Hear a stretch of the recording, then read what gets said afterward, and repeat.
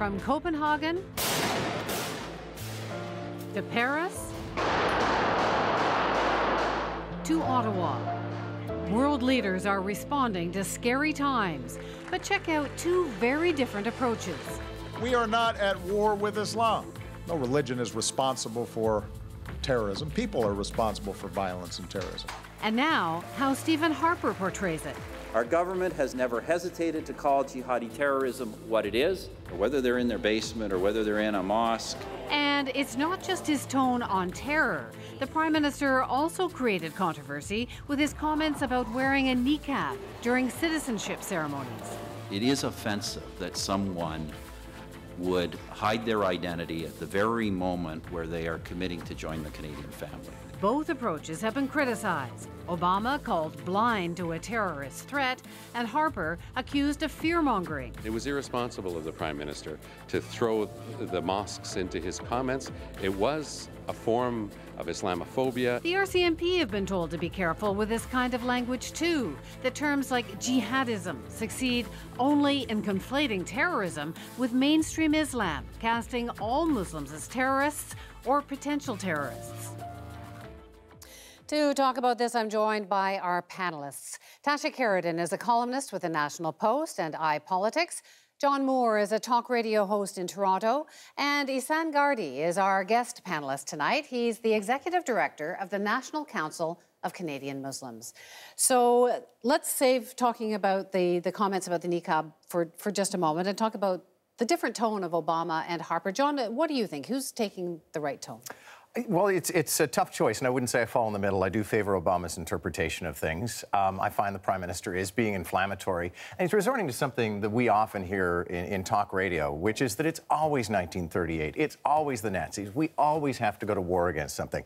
And the fact of the matter is, it may be intellectualizing the thing, but Obama is right. We're not at war with Islam itself. If we were, there wouldn't be Muslims fighting Muslims. I mean, you know, Jordan's on board, Iraq is on board. So it's, you know, Obama's making the finer point, which is a much harder sell. Tasha, I'll bring you in here. Well, I think that Harper is actually speaking a truth a lot of people don't want to hear, which is that at the root of the issue, there is an issue of religion. You know, if it was another faith we were fighting, you know, we wouldn't have Islamic terrorists bombing in the name of Allah, killing in the name of Allah. There is Islamic terrorists happening. And I don't think it's always 1938. You go back to Ronald Reagan saying, you know, we were going to fight the evil empire. He got some flack for that, but he wasn't called a racist or a Russia-phobic, if you will, when he denounced the Soviet Union. I think calling a threat what it is important. I don't think that Harper is saying all Muslims are involved in this. Far from it. But I think he is saying that we have to acknowledge there is a religious component, even if it's a perversion of religion. What are you hearing in these messages, Ihsan? Well, a couple things. One, there's the problem of giving legitimacy to these violent extremists. Basically, this is something that they're craving and actually they may want, and it may actually help them to attract new recruits as well. And when you're calling them by certain names, then they can look to their recruits and say, see, even our enemy is calling us, is calling what we're doing actually jihad. So there's the issue of granting them legitimacy. There's also the issue, obviously, as well, of alienation. So it's counterproductive. So you have people working on the front lines at mosques across this country, speaking out against violent extremism and terrorism. And then you have our Prime Minister coming out and making these kinds of comments, which casts a pall of suspicion over an entire community, right?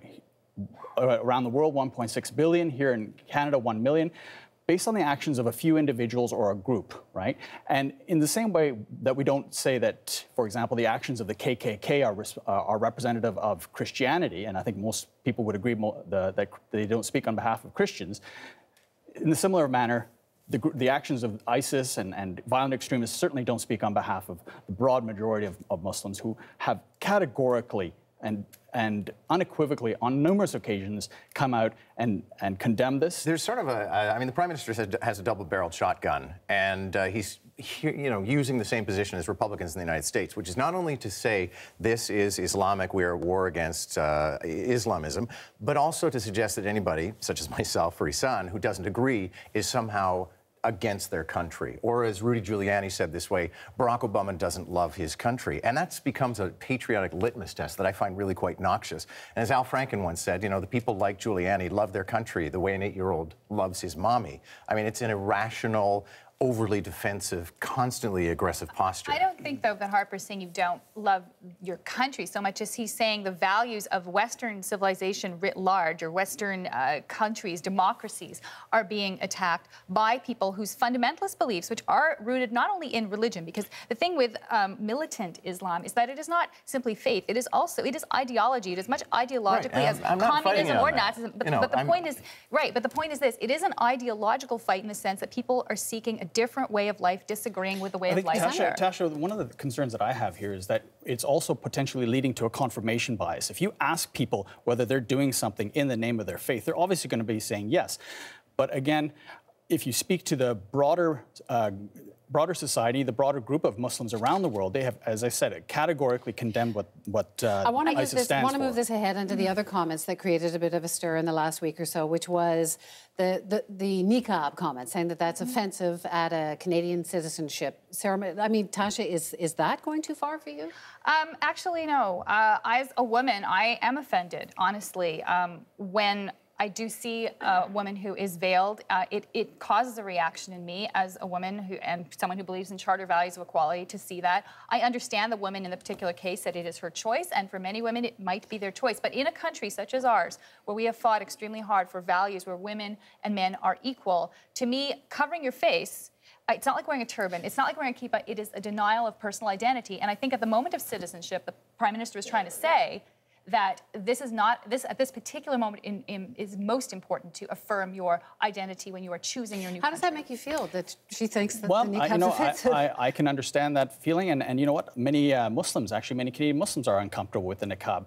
Yes, exactly. Over close to 60% of Muslim women, in fact, don't cover at all. And of those who cover, it's only a tiny fraction of the Muslim community of women who choose to wear the niqab. But here's the thing.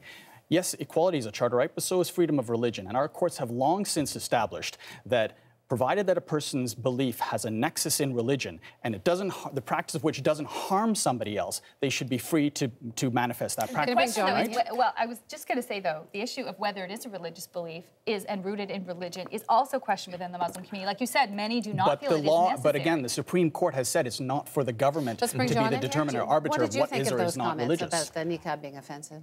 You know what, I think it was John Ivison said, the Prime Minister doesn't get the Constitution, but he gets the Canadian people. The Prime Minister is tapping into something primeval, which is 150 years of us being afraid of newcomers and all of their habits and how they're going to change us. We felt the same way about the Irish in the 1850s. My parents were discriminated against. They were Germans. But that's not why I would react But can't I appeal to something in you, which is it's a higher conservative value that government can't tell people what to wear. I want to move on because we're going to talk politics here. The Prime Minister, he made those comments about the niqab during a visit to Quebec. The Tories, they have 5 seats in the province now. He's been hugely unpopular there. But lately the Tories have seen a major change in fortune. So let's take a look. Last July, an Ecos poll had Harper's Conservatives at just 12% in the province. But since the terrorist attacks in Paris, Ottawa, Quebec, the Tories have soared to almost twice that, at 23% in the firm's latest poll. So, John, I'll come back to you. Is this calculated to appeal to... Is this everything's a political consideration, but is that what this is about? And would it work outside Quebec? To have a winning hand, you have to be dealt a winning hand. And I think the Prime Minister, you know, and again, to quote, that he knows what's at the core of things. And I actually do not doubt for a second his sincerity in this. I don't believe it's a political ploy. I believe he thinks the niqab or any kind of face covering is offensive. The thing is, that's an easy sell in Quebec because that's where we had Hérouville, that's where we had the Charter of Values. It appeals to a nativist culture in Quebec, which has an even more intense fear of outsiders. Well, does that apply outside? I think outside people also do question. There was an incident in Toronto with a school just a couple of years ago where young girls were asked to pray at the back of the room because apparently they were unclean at certain times of the month, and the children were taken out of class to pray.